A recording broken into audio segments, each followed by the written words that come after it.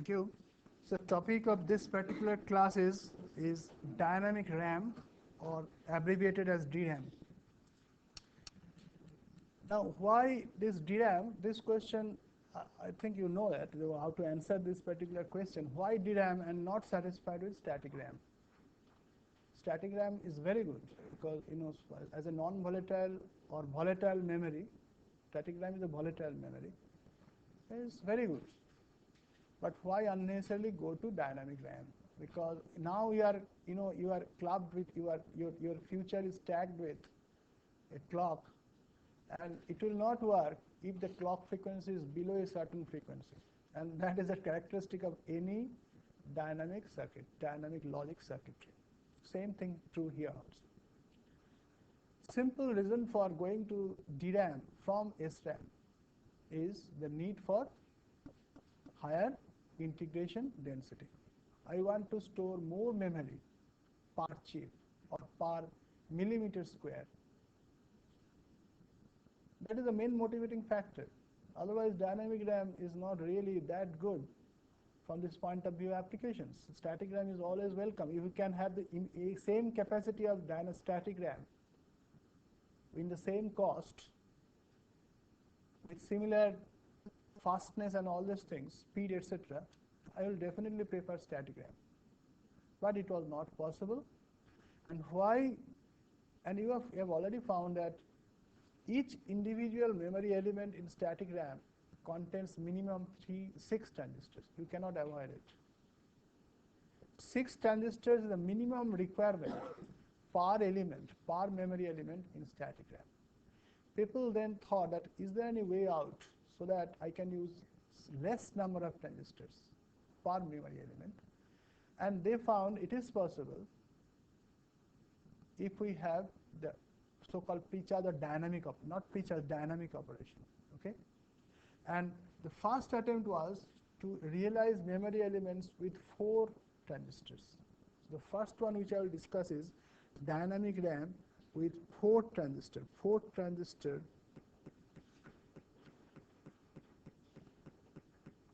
per cell.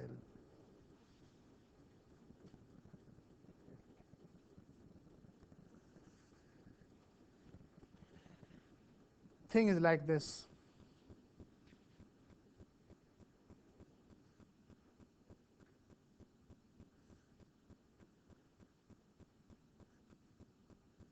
Here you will find that it is the nMOS, which is again very important. nMOS technology.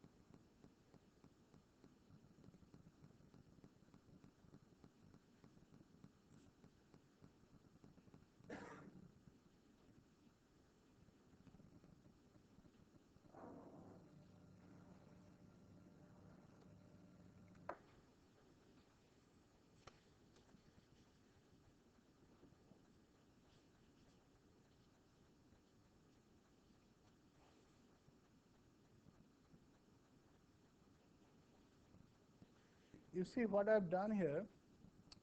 This circuit is very similar to the standard RAM circuit, static RAM circuit, but only difference is you will find that the so-called load transistors are missing here. The load transistors are missing here. All right? And we have added two more transistors here, which is called a refresh circuit. Refresh circuit. As you know that there is a need for refreshing in DRAM.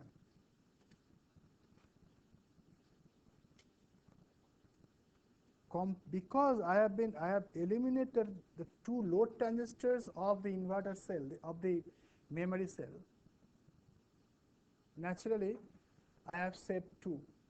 So now there are 4 transistors per cell instead of 6. And this because you know that when you are considering a very huge memory, in that case, if this reduction by 2 per cell itself is quite saving, is a very good advantage so far as integration density or memory capacity is concerned. What is happening here? As before, if you make X and Y high,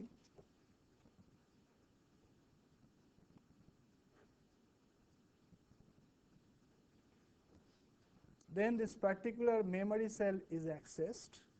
This particular memory cell is accessed.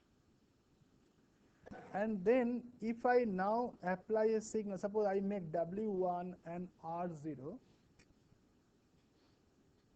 Here, of course, I have not shown the other peripherals. We shall be discussing that afterward. Sense amplifiers and more details about refreshing circuit, etc. I will discuss that afterward. But here I am just showing the basic, what is meant by a DRAM and the basic development in DRAM. So I make W1 and read 0. Then you know that whatever data is there, that will come here. Let us assume that data was 1. Data input was 1. So that 1 will come via the line, and this transistor will be very properly on. What is happening here, you see, though you don't have any VDD supply, you please see that there is no VDD supply. There is no VDD supply. Is there any VDD supply? Because normally that is what is necessary in normal case. I have to put 2 pull-up transistors, load transistors, and then it goes to the VDD. But there is no VDD supply. So you are feeding that one. That one will straightforward come here, and the gate voltage of this will be sufficiently above the threshold voltage. Therefore, this transistor will be on, not only on, in linear region, strongly in linear region. It will offer a very low resistance between the drain and source. If there was charge, already some charge here stored in the earlier phase, it was stored in this capacitor. Between this line and ground there is a capacitance, and this capacitance is predominantly contributed by these 2 MOS capacitors in addition to the other drain substrate junction, etc. But this MOS, the effective capacitance between this point and ground is very important. This should be very high capacity, as large as possible capacitance within the limited area, and it should be very low loss capacitance. That is a fundamental requirement of any dynamic operation. The capacitance between this and this, if this transistor is off, should be very high. By very high means relatively, per unit area, and should be of extremely low loss. It has to hold a charge for quite some time, and this is also valid for the other capacitors. These are the parasitic node capacitors, which I have shown by dashed line, means parasitic node capacitance. Okay, as I said that when X is 1, Y is 1, the particular element is accessed. Then I make W1 R0 with data input 1, so that 1 comes here, makes this transistor on, and because this is on, so what will happen? This transistor is on, so this voltage will be 0. It offers a very low, even if there was some charge earlier that will be discharged through this. If there was might have been some charge here that will be discharged to this on transistor, and then because this is now 0 volt, this transistor will remain off. Therefore, whatever voltage I have applied, say 1, some 1 was applied, 1 means 5 volt was applied, and that 5 volt will be retained here for some time if immediately I make x is equal to 0. Suppose after that I make x is equal to 0. After the writing operation, I make x and y at both 0. So what is going to happen now? The memory element is not isolated, and that 1 here and 0 here will be stored for some time. Will it be stored for a very long time? No, because these capacitors, after all, they are ideal, not ideal capacitors. There will be some time. So it will be discharged naturally, unless you arrange some refreshing. And that refreshing is done through these two transistors. If you carefully check that what is the performance of these two transistors when you make refresh high for a very short time, intermediately, not always. Refresh sequence should be so designed that it may not be a continuous one, just momentarily sometimes we apply a pulse so that these two nodes become. Now what is going to happen now? Suppose this is 1. I have to show, I think I have forgotten to show this one. This is very important. Again, I made a mistake. It does not deduct my marks. It would have deducted your marks. This is very important. This VDD, I forgot to show you. So these two transistors, you just see these two transistors and this one, and these two transistors and this one, what it forms. Suppose these two transistors, X is now high, and refresh is also high. What is going to happen? Y is 0, but X high and refresh high. What is going to happen now? Practically, this is a short circuit because these two transistors are on. Practically, this is short circuit. But then via VDD I have got a connection here, and via VDD I have got a connection here. So these two transistors are behaving as the load transistors of the SRAM, which is otherwise missing here. Suppose initially, as I said that the situation is such that I wrote 1 and 0 as indicated here. But how to maintain that 1, 0? Suppose I want to keep it for the, maybe I wrote it in the beginning of my operation and I use it only at the end. So I allow a lot of time to pass. And by that time, otherwise this 1, 0 would have decayed. Both of them could have been 0. But I want to have that 1, 0 maintained all through. What is to be done? Sometimes on and off, I make refresh 1 as well as x1, so that these two things are connected, and that 1 and 0 will be more, because this is nothing but a binary latch. Am I correct? Is it understood to all of you? Because the power supply is now connected, always that 1 will be supplied, always means for that short duration of time, you make it 1, and automatically 0 will be 1, that is a binary operation or latch operation. If one side is 1, the other side must be 0. 0, 1, 1, 0, some kind of thing. So as soon as, when you make momentarily for a short time, the refresh will be some pulse like this, sometimes on and on. It may not be a high-speed pulse. You have to design it in such a way according to your capacitive losses, the losses associated with the capacitances. You have to, the frequency of this refreshing pulse should be adjusted accordingly. So that whenever it comes, if there is a tendency of decay, 1 and 0, 1 and 0, 1 is falling gradually towards a value which is close to the threshold of the noise margin in the high side. Just before that, this one comes, and again restores it to 1, 0. Similarly, if it was 1, 0 otherwise, 0, 1, the same thing would have happened as soon as you apply these pulses momentarily. You don't have to apply this refresh pulse continuously. If you apply continuously, it will not work. Naturally, you are forcing them to. Yeah. So you have to apply. Two advantages are there in the refresh circuits. Power consumption is extremely small because you are doing it on only very short time. And there is no need of applying these pulses very rapidly. There is no need of a very high repetition frequency of these pulses. Okay? You adjust it according to your design. That is a designer's job. Adjust it accordingly. Only sometimes off, on and off, intermittently, you apply some one here. One means you are applying, one means not one at the both nodes. You are making these two transistors on. Automatically, these two transistors and this form the actual binary circuit with an active pull-up load.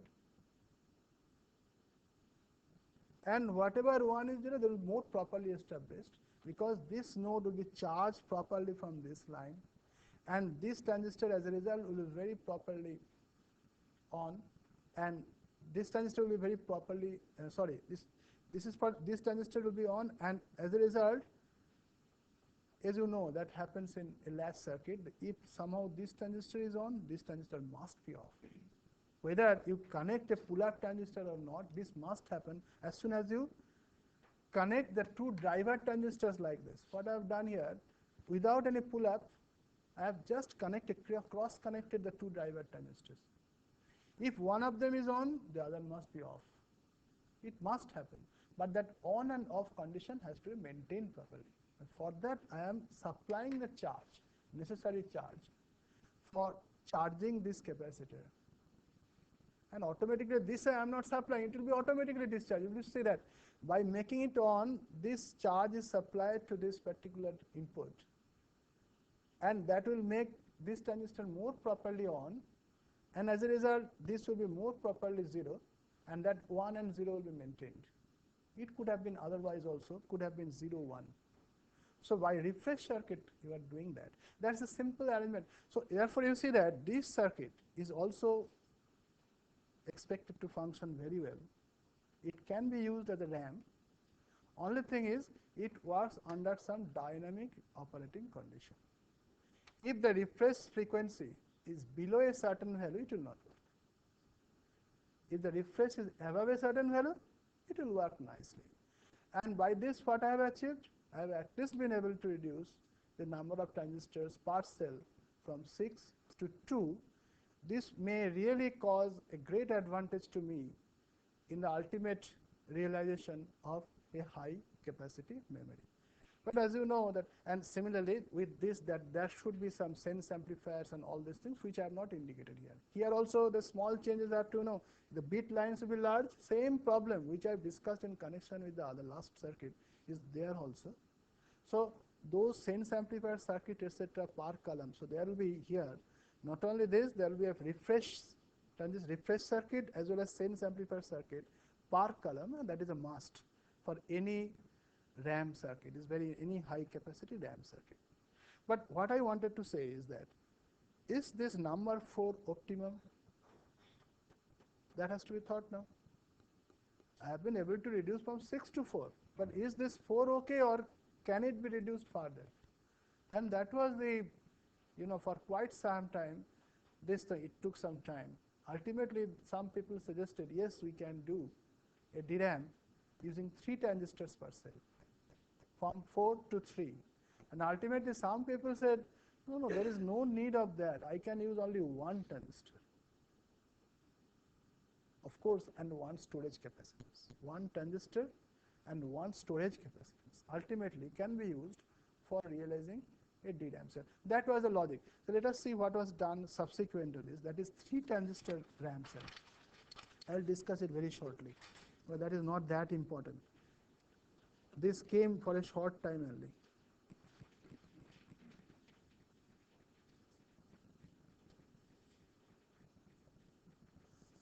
I will discuss the 1 transistor more thoroughly. The arrangement is something like this.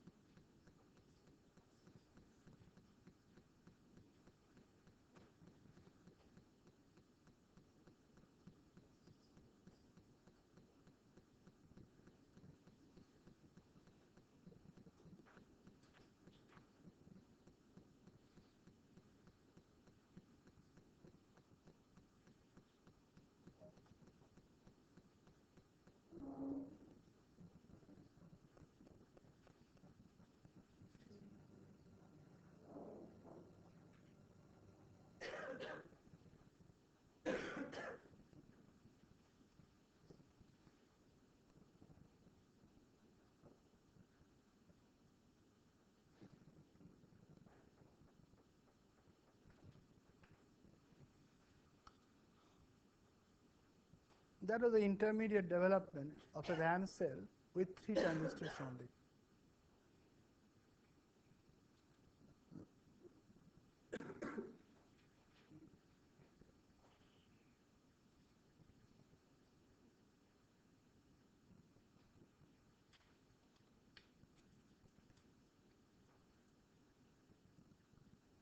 So what do you do? I want to somehow write some 1 or 0 here initially, and then ultimately I want to read it out. For writing data here, first naturally I have to make read select high. Sorry, write select high. This is writing data, write select high. So this transistor is on and read select 0 initially. For writing data, I make write select 1. So this transistor is on. This is 0, this is off. Then I introduce my signal. There are transistors, etc., which I have not shown. There must be some write signal, write transistor, etc. I now introduce my data 1, for example, through this line. That 1 passes through them and turns this transistor on. So this becomes 0. So now under this situation, I have got a 1 in this side and 0 in the other side. And what is that 1? Is nothing but some charge stored in the parasitic capacitance between this line and ground.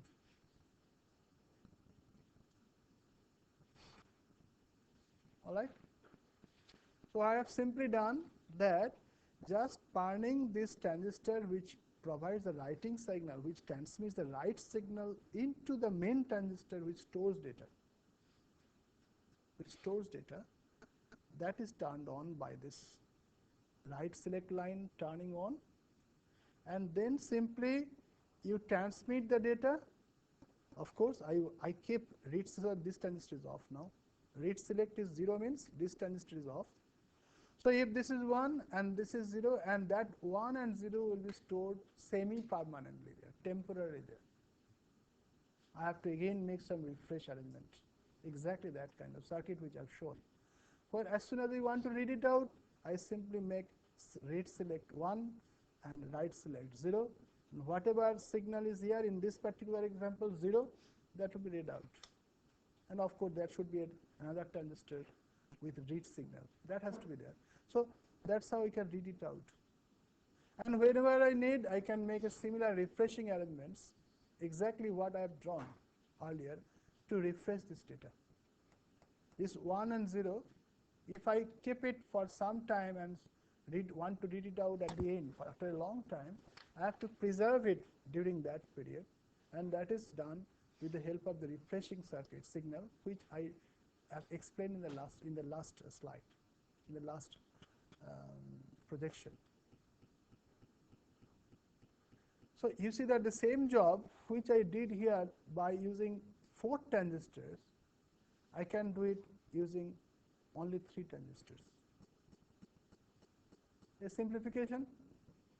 Then people say that if that is possible, why don't you use only 1 transistor? Basically, you see which transistor is important? Only this one. And the corresponding capacitance here. This transistor, and what is the corresponding capacitance here. Now you see that who provides this capacitance? Because this capacitance should be sufficiently large. If this is a very small capacitance, it will not be able to store it for a long time. In fact, the corresponding, you have to apply very quick refresh signals in order to store it. And it is not, there will be noise and all this accidental, that MOS circuitry, one very important thing was electrostatic discharge effects. It is very susceptible to electrostatic noise. So anything from outside, it may cause a failure of the circuit. We call electrostatic discharge failure, electrostatic lack of, there may be, that is why that an operation which is not that reliable is not, therefore this capacitance should be not very, very small. We normally quantify in terms of some capacitance per unit area type of unit floor area of the cell. That I am coming to afterward.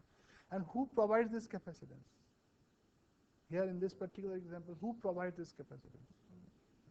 Some is contributed by the MOS capacitance of the gate, but remember this is a very tiny transistor. This MOS capacitance may not be large. Most of the capacitance is provided by the drain substrate junction of this transistor. And I have to do something so that this capacitance is not extremely small. It is reasonably large, relatively of course. Reasonably large, relatively, as per cell size. Otherwise, these two transistors are just for transmission of data and readout of data. Okay, can I do something so that only this transistor and this capacitor serve my purpose without these two per cell, per DRAM cell? Can I manage it using only one transistor and one capacitor rather than the two extra transistors per cell needed for introducing data? And it was found it is possible, and that is the present trend today is called one transistor DRAM.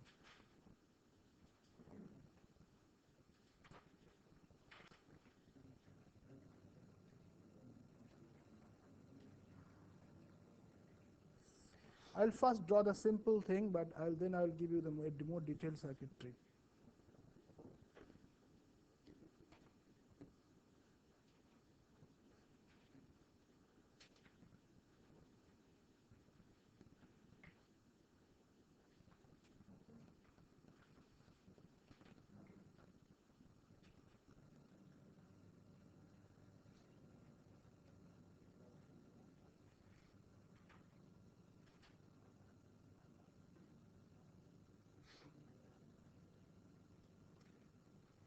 Something minimum.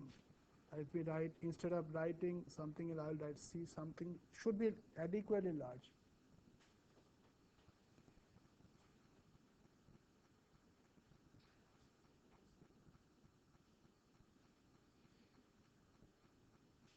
So what you do simply, you have a capacitance in series with a switch.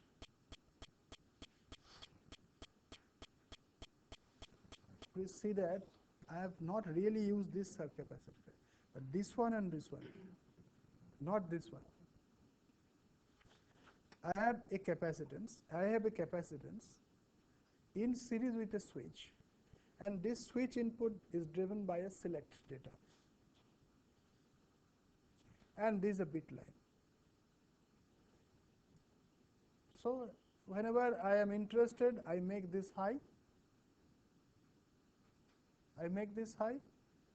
send my signal through this line, and store the particular, it may be 1 or 0, whatever you like, you can store in this capacitance. And it's through the same select line, I can also, by turning it from the same data line, I can also read it out. That arrangement I have to make. Reading and writing may not be synchronous. When I write, this particular cell cannot be accessed for readout operation, and that is normally never done. So why should I unnecessarily waste my days? There it was independent. Till now, whatever circuits are there, write and read operations were totally independent. Now it is not like, when I write this cell, this line is not available. But I said independent, unnecessarily I did it. There was no need. I have supplied two B and B bar lines, but never I can do that. While writing, I cannot read it out. So please remember that. That was redundant. Okay? And here what I have done, simply this line, whatever I have shown as data or bit line, can be used not only for writing operation, but also for readout operation. And this is a select line. I can have a number of such things. So let us see, this is a very simple thing and known as one transistor DRAM cell, but how to use it in practice, let us see it now.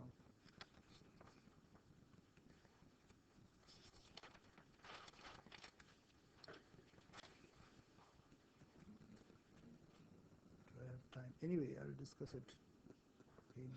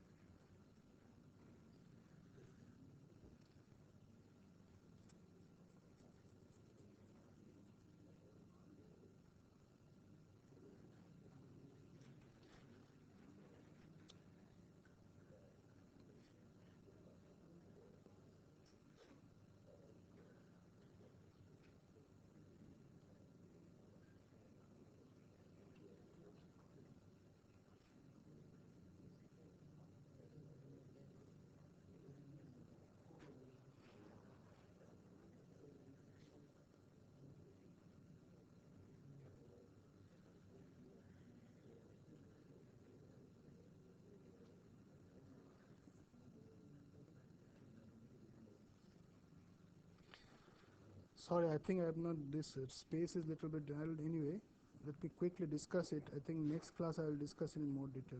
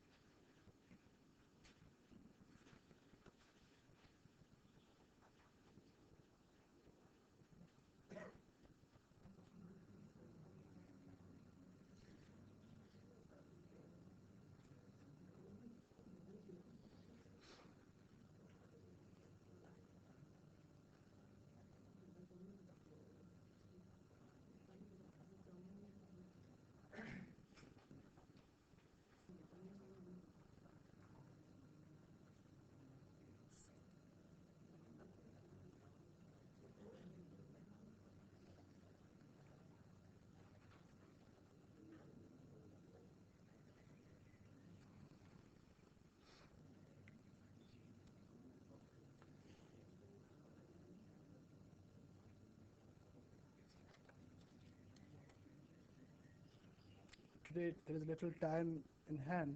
Anyway, I'll quickly tell you, but I'll think discuss it in more detail in the next class. What happens, you see that there are two planes called memory A's, because these are also always developed in a very balanced fashion. Memory A, this one, and this is called memory B. You just say that around the so-called sense refresh circuits, sense amplifier stroke refresh amplifier circuits, there are two identical planes. This is nothing but a column, one particular column. Okay, there are two identical things. This one is the one memory cell. This is a transistor in series with the capacitance. This is another, so A1, A2, A3, etc. It goes on, so up to 100. Similarly here, this is one memory capacitor, this one transistor and one cell, one capacitor, B1 cell here, next B2, B3, B100. So there are two exactly balanced things. This bit line and this bit line, they are exactly of the same length and contains equal number of memory cells. Maybe 100 this side, 100 the other side. Okay? And then on each side there is one additional. On each side, in memory A side and memory B side, there is one additional memory element via a line which is called dummy word line. This dummy word is for the B memories, and this dummy word is for the A plane memories. Very important. Why this dummy word line, etc., I think I will not discuss. We were able to discuss it today. In next class I will discuss. And intermediate between the two, at the central plane, as indicated here, there is a circuit, which is a very similar circuit which I have shown for refreshing. It is nothing but a latch circuit. You just see that. Only thing is, this is a latch circuit. This is nothing but a binary circuit. Two inverters, of course shown everything is nMOS, it could be CMOS also. Nowadays people are using BiCMOS here. Most modern DRAM, the sense amplifiers are BiCMOS circuit, so that it can achieve very high speed and power, etc. Very, that is from those points of view BiCMOS is better. Otherwise this one, whatever I have shown you, example of nMOS one, you see these two transistors is nothing but you apply it to a voltage phi 1 clock. This is a phi 1 clock. Whereas this transistor which bridges the two output nodes is connected with another clock phi 2. This is VDD and this is ground. What will happen? Suppose if phi 1 is high, what is happen? Suppose if phi 1 is high,